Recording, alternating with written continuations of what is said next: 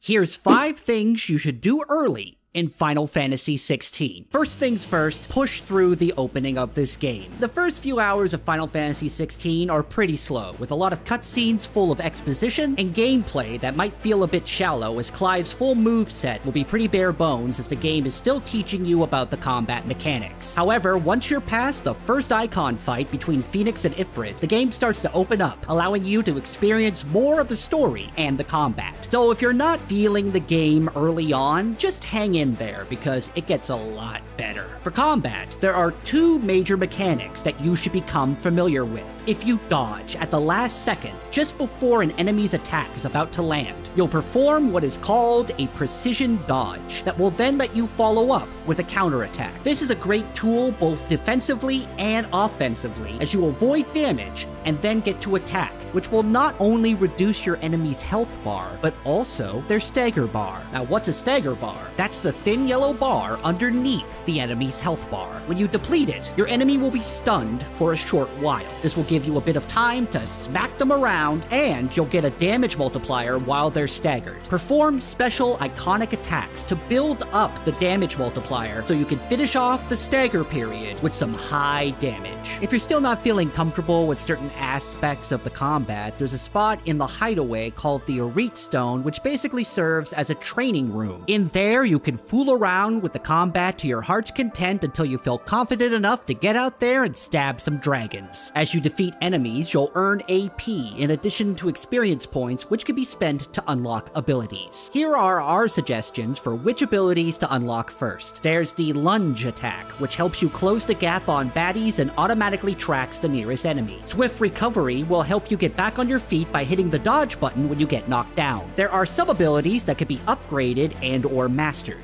You should master the precision dodge to increase your invincibility window, and you should unlock and then master Burning Blade, as that will give you a great charged attack that once mastered can become a solid addition to your combos. In terms of iconic abilities, 2 that you should spend your AP on early are Heat Wave through Phoenix, which is a rare ranged iconic ability, and once you acquire the power of Garuda, you should upgrade Wicked Wheel because I don't know, it's just a really good attack.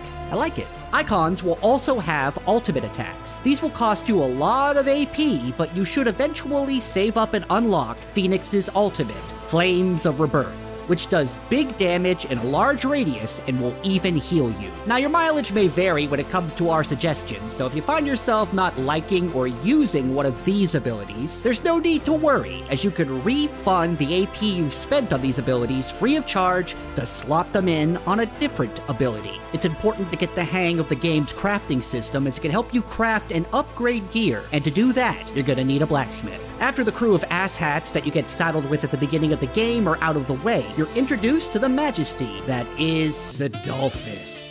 You'll be brought to the Hideaway, which is sort of Final Fantasy XVI's central hub. Here you can visit Karen's shop to stock up on potions, and Blackthorn the Blacksmith, who will fast become an integral part of Clive's survival. There's 2 things that the Blacksmith can do for you. He can reinforce weapons and gear that you currently own. By using crafting materials, you can reinforce your weapons and gear up to a maximum of +2, which will increase their stats. Or the Blacksmith can craft you new gear by using those same crafting materials, and that newly crafted item will start at +1. Now, it's more time efficient to simply craft a +1 weapon, but doing this will use up more of your crafting materials. To use less resources, the better option is to buy the basic version of your equipment from a shop and then bring it to the blacksmith to reinforce it. Karen's shop will usually have whatever the latest weapon, belt, or vombrace that Clive can equip available for purchase, so you can buy that and then just trot on over to the blacksmith. There are also some special weapons that you can craft through the blacksmith that usually require special crafting materials, so don't sell those. Finally, keep an eye out for these green markers with exclamation points on them, as these will point you to side quests. In the early game, you're probably going to be hurting for supplies and experience points, and these side quests can reward you with money,